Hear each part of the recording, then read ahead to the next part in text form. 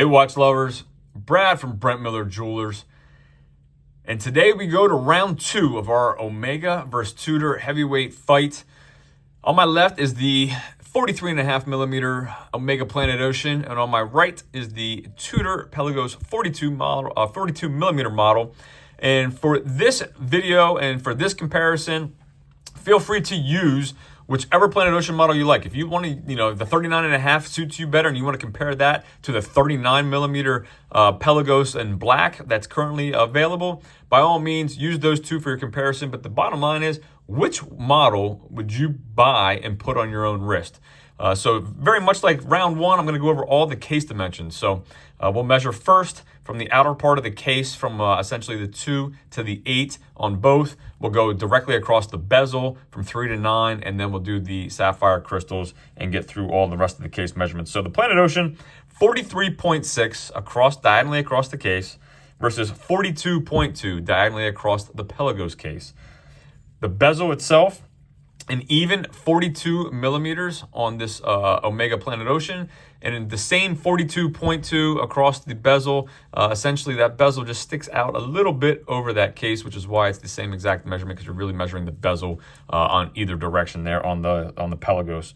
And then the crystals, very similar, 31.4 on the Omega versus 31.8 on the Pelagos. So just ever so slightly, a little bit larger crystal from 3 to 9 directly across.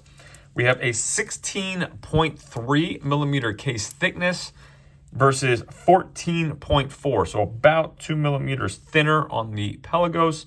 You can see both have helium escape valves. However, both do them a little differently, with the Omegas being on the exterior and the Pelagos being on the interior of that case there. 48.8 lug tip to lug tip. So a little bit shorter lug tip to lug tip by about a millimeter.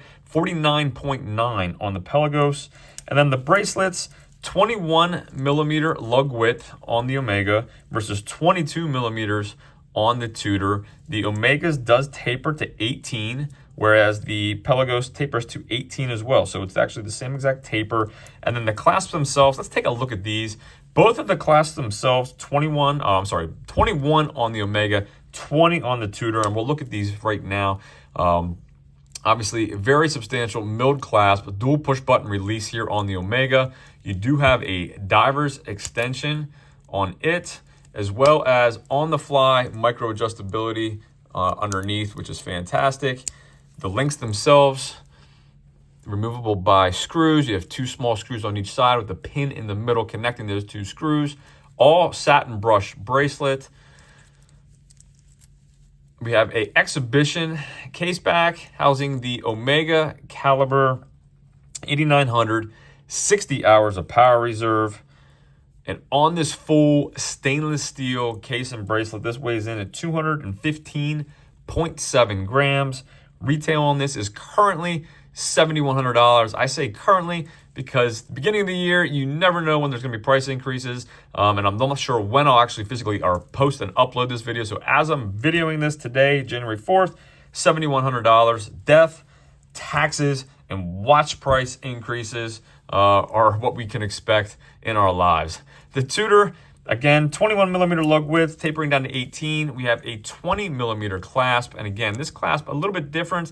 Obviously, it's not a dual push button. We have a fold over deployant with the clamshell style locking mechanism here. We do have a diver's extension here that does pop out. So we have the same ability is what I should say in the diver's extension. And then if you're not familiar with this Pelagos case, we have 2 springs underneath here that allow you for adjustability on the fly again on this clasp.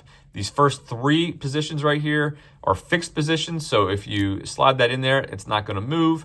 And again, you have 3 fixed positions, or you can have it sit outside of those 3 fixed positions here, and you can have it move as your wrist moves, whether you're in the water, driving your car, whatever you're doing. So again, it's kind of on the fly without even moving it or adjusting it on the fly. Solid stainless steel, solid case back here. And I do believe this case back is stainless steel. This is a titanium model. So I know some of you would say, you should have compared the Ultra Deep. Don't have the Ultra Deep in stock, and the price point on that I think is too different to really compare it to this Pelagos model. So that's why I picked these 2. 500 meters of water resistance versus 600 meters on the Omega. So 100 less water, 100 less meters water resistance. And again, the weight on the Tudor, again, titanium, 148.3 grams compared to 215.7. So nearly a little more than 65 grams lighter on the titanium.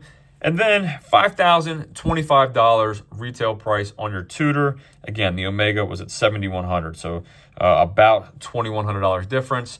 Listen, to each their own. There are certainly some similarities and differences between these models, but given that both of these are each line's kind of quote-unquote professional dive range, I thought this would be a fair comparison after comparing the Black Bay 41 and the 300M in round one. So again, let me throw these on wrist. We'll get a loom shot of these. Actually, before I do that, let's do the bezel action.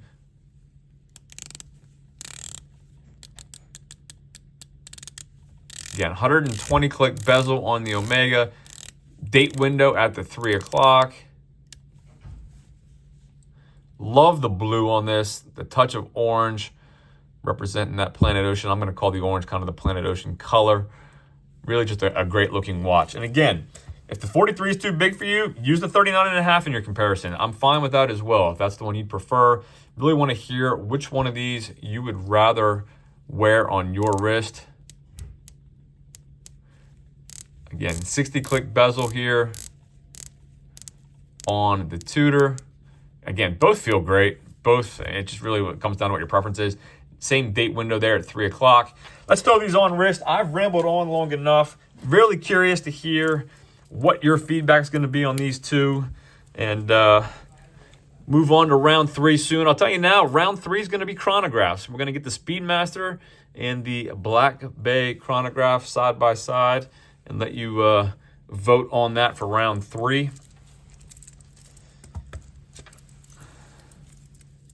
Again, if you're not familiar, I have a 6 3/4 inch wrist. I think I say it in just about every video, but if this is your first time watching, appreciate you viewing.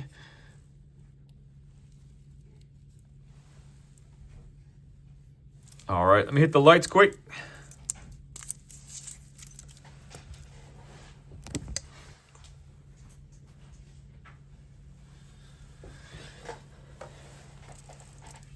As always, if there's anything I can do for you, anything at all, shoot me an email, brad@brentlmiller.com. Planet Ocean on my left, Tudor Pelagos on my right. Let me know who is taking round 2, and we'll see you in the next video. Thanks for viewing.